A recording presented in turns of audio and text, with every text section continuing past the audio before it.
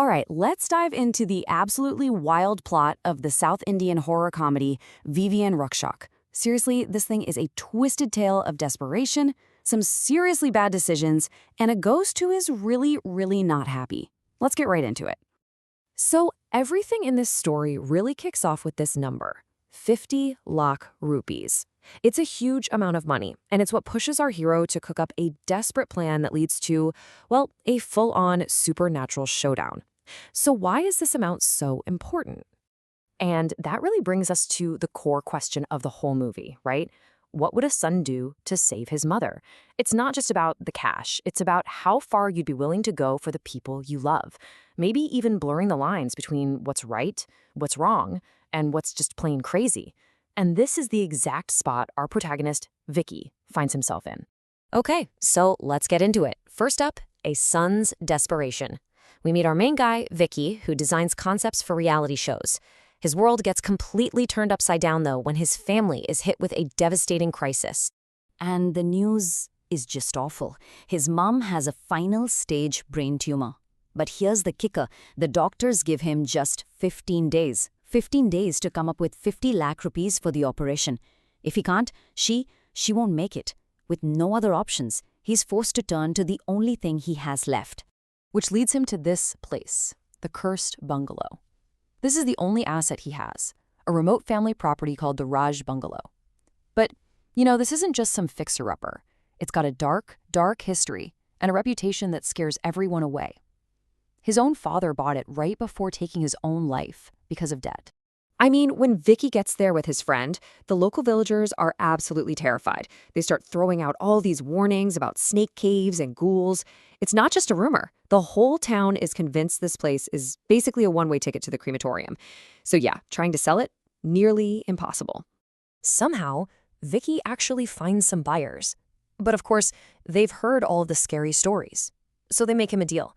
You live in that bungalow for 1 week, straight, to prove it's safe, and we'll buy it. Simple enough, right? A classic haunted house challenge. Or so you'd think. And this is where the plan goes from desperate to completely insane. He knows he can't stay there alone, and he needs to somehow prove the house is fine. So what does he do? He decides to stage a fake reality TV show. And this is the brilliant, crazy deception at the heart of it all. See, Vicky goes out and recruits these totally quirky contestants for a quote-unquote show, where they think they're living with actors in ghost costumes. But the incredible irony?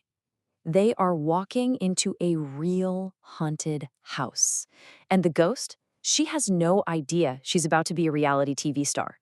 He calls the show DD Boss, which stands for Daring with Devil Boss. And the rules are genius in a devious kind of way. Everyone has to stay inside, no contact with the outside world. They even have this point system where you lose points if you get scared. The winner gets a little cash prize. It's all designed to make them ignore anything actually scary. But how do you keep them from freaking out for real? Well, Vicky's friend secretly pulls each contestant aside beforehand and tells them, look, it's all fake. They're going to tell you it's haunted, but don't buy it. It's just our channel set with a bunch of actors.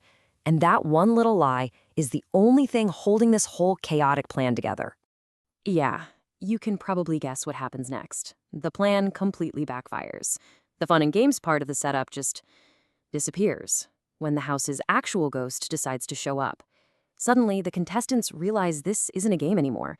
They're in a real-life horror movie, and Vicky is losing control fast. So who is this ghost? What's her deal? Well, let's talk about Damayanti's story, because it's absolutely heartbreaking and it's the key to everything. So Damayanti used to be the daughter of the village leader, super happy and loved, but her own uncle, a cruel man named Bhaira, murdered her parents to steal their property. And he didn't stop there. He then murdered Damayanti, her husband, and even their child, all for greed. So now her spirit is trapped in that house, just burning with the need for revenge. And this is what changes everything. She is no longer just a victim. As her spirit says, she has conquered death itself, just so she can come back and destroy her enemies. She's a force to be reckoned with. So once Vicky and the totally freaked out contestants finally figure out the truth about Damayanti, the whole game changes. It's not about selling the house anymore. Now it's about helping this vengeful spirit get the justice she deserves.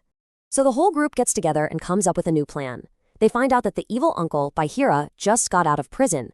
So they pose as real estate agents and cook up this fake, too-good-to-be-true deal for the bungalow, the one thing he can't possibly resist. The goal? Lure him back to the scene of the crime and trap him inside with Damayanti. But of course, there's a twist. Bhaira isn't just some regular bad guy. Turns out he's also a powerful black magician. He shows up knowing full well the house is haunted, and he comes prepared for an all-out supernatural war. Okay, so this all barrels towards the huge final showdown. This is where everything, Vicky's desperation, the fake reality show, Diamond his revenge, it all collides in one epic finale. And that final battle is just wow. It's this intense, supernatural fight, but even with all his dark magic, Bhaira is no match for Damayanti's pure rage. She finally gets her revenge, destroys him, and her spirit can at last find peace.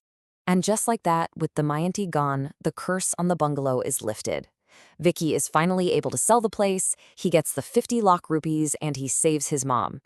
I mean, his crazy, reckless plan actually worked in the end, just in a way nobody could have ever seen coming.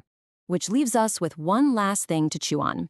Vicky lied. He manipulated a bunch of innocent people and he put them in serious danger. But he did it all to save his mother's life. And in the process, he helped a tortured soul find peace. So the big question is, can a wrong step taken for the right reason ever really be justified? Definitely something to think about.